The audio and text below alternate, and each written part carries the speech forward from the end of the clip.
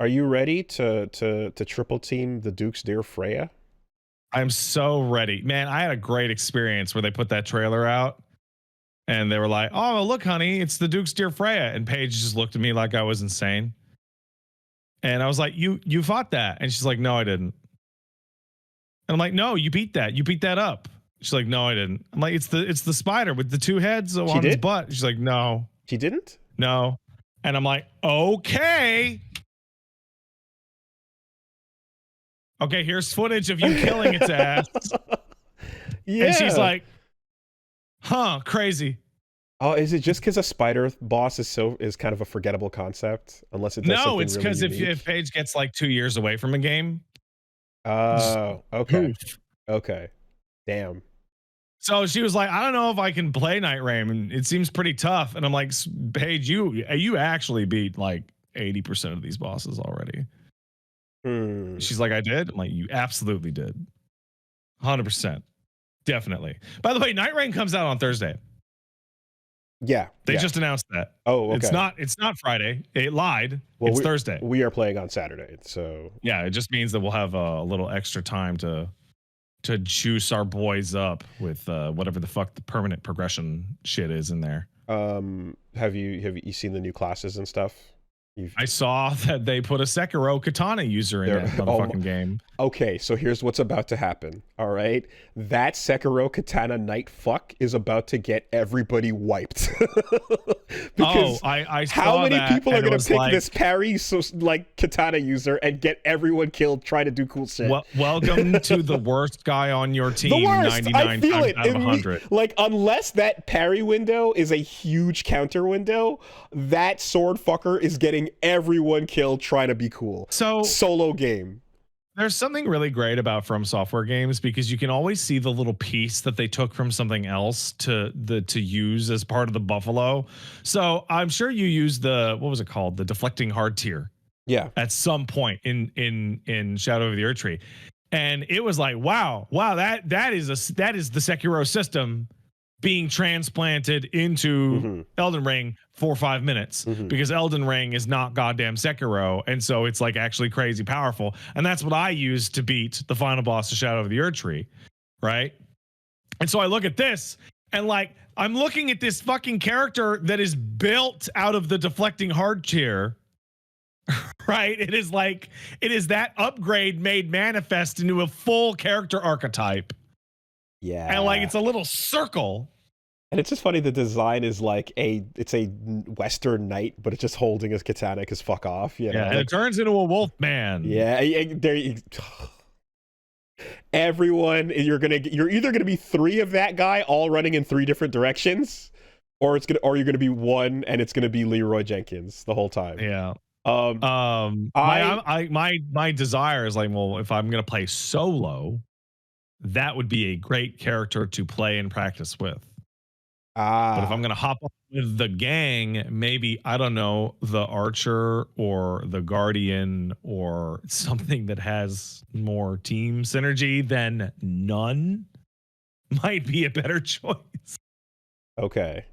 I am looking at that motherfucker that pops a wall out of the ground like a earthbender. The earthbender looks cool. I'm gonna take a hit and then I'm gonna headbutt you to death. Yeah, the earthbender looks pretty rad. So you know what I love about Nightreign is that I have a really deep feeling that they're lying to us massively about what's actually in that game. Because what is there to lie about after they've shown Dark Souls bosses? So they've shown Dark Souls bosses and they're like, there's a bunch of stages. But the thing that gets me is that the menu for picking your character has 8 characters on it, and they fill up exactly half of the selection screen. Okay. There is like a perfect amount for 16 characters on that screen. But here's the thing. It's not hard to just mix and match all the equipment, weapons, items, and builds. And give them one ability. You know, you can have a humongous character select screen there, right? And we said it last time, but if they figured out like whatever every time they make a game it's with the different publishers, right? But like Souls is Dark Souls is Bandai, right? Namco. So yeah, Bamco gave the okay for their bosses, so why not their characters, right? Like you can definitely imagine seeing that screen fill up, and it would not be hard, man. 2 moves and a super, that's it. I'm extremely excited to play Dark Souls Arcade. Dark Souls Arcade, man. Straight up. We called it Elden Ring, but it really wasn't, you know? Or all those, but also the Elden Ring fucking NPCs throughout that game too. Like, at some point, the question has to be, are we going to sell you the ability to play as some of the cool cast members from the game, right? Blythe comes in. Hold on. How much have you been following the game's coverage? Because they're doing that. Oh shit. Like in the last Nightreign thing, they said, by the way, you're going to be able to get unlockable skins for the archetypes. Skins of NPCs. Yeah, so like the Guardian will be Solaire.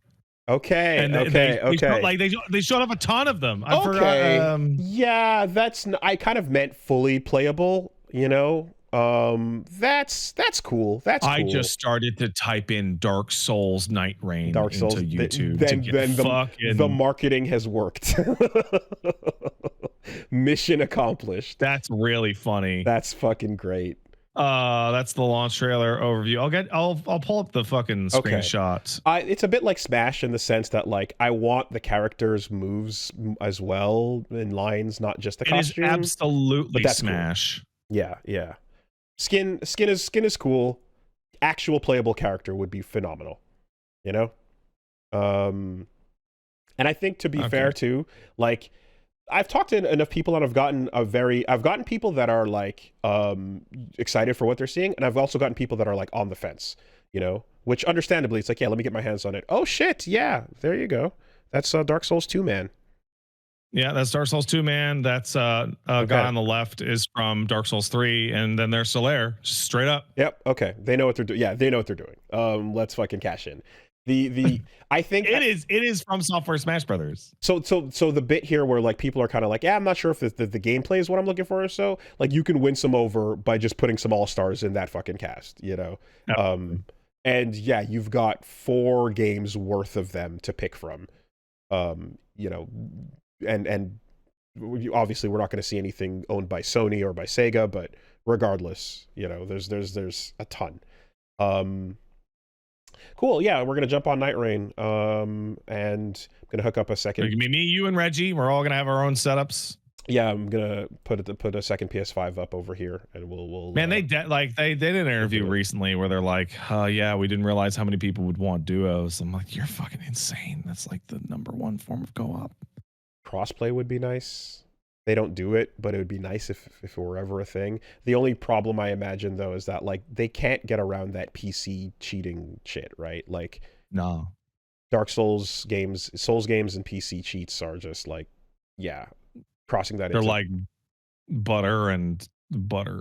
It'd be so nice as a feature to have, but that part, you know, is you don't want to have people getting their entire saves corrupted on a fucking console, even worse, you know, as a result of that. So, I mean, I'm gonna be blunt. I'm gonna play 99.9% of this game completely solo.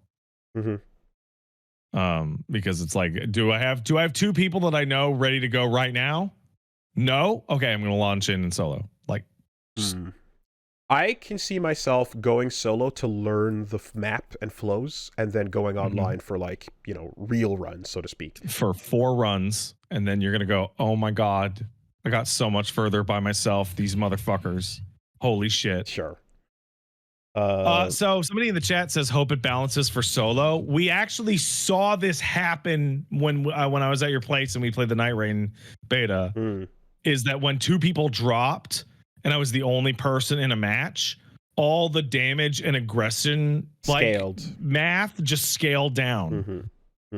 Like enemies became less aggressive, health values changed. Like it's fine. Which is incredibly that's very impressive considering like back in the day it would have been like, well, it loaded in the 3-player version and they died, so now you're fucked, you know. So fucking get good. Yeah, being dynamic about it is dope.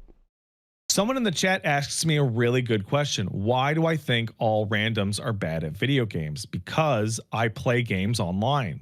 sometimes.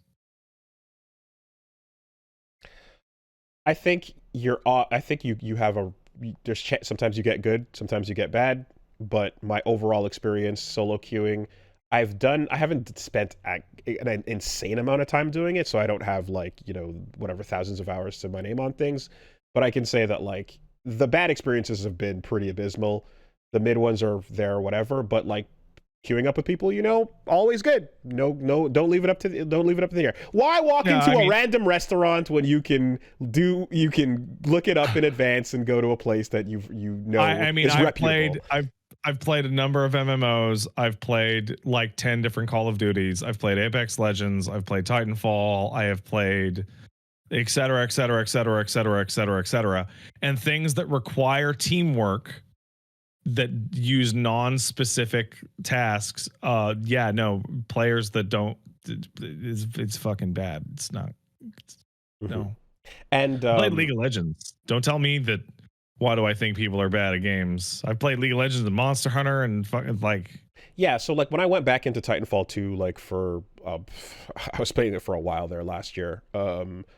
And like going back on that, for example, you can like just go crush it on your own and help your team and be fine. Like you can go jump around. Like I like playing that game in such a way where I like to be a good teammate, so I'll grab batteries and jump on our partner's shoulders and I'll reload people who are low on batteries.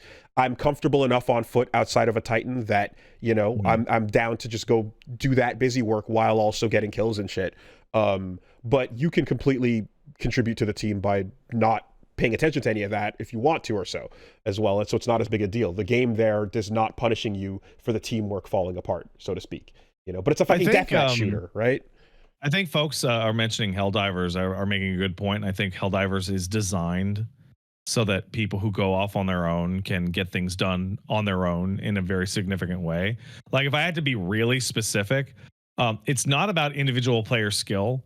It's about the reality of team-based play and cooperation in general that makes me a little annoyed. And I always used Apex Legends as the all-time peak of my hatred of this, where loading into a 3-man match with Apex Legends, my choices are to go on my own, despite the fact that we're a team, or chase after one of the team members the entire time because they are playing a solo game in a team and they're just going to go their own way as fast as they possibly can. So my team experience is actually chasing someone down for 20 minutes to provide backup for their bad choices. Yeah, I've had versions of that, but I guess the difference for me is that like it's not so like binary. I've had fine games where I've loaded in with randoms in it and enjoyed it. It's suboptimal to playing with people I know, but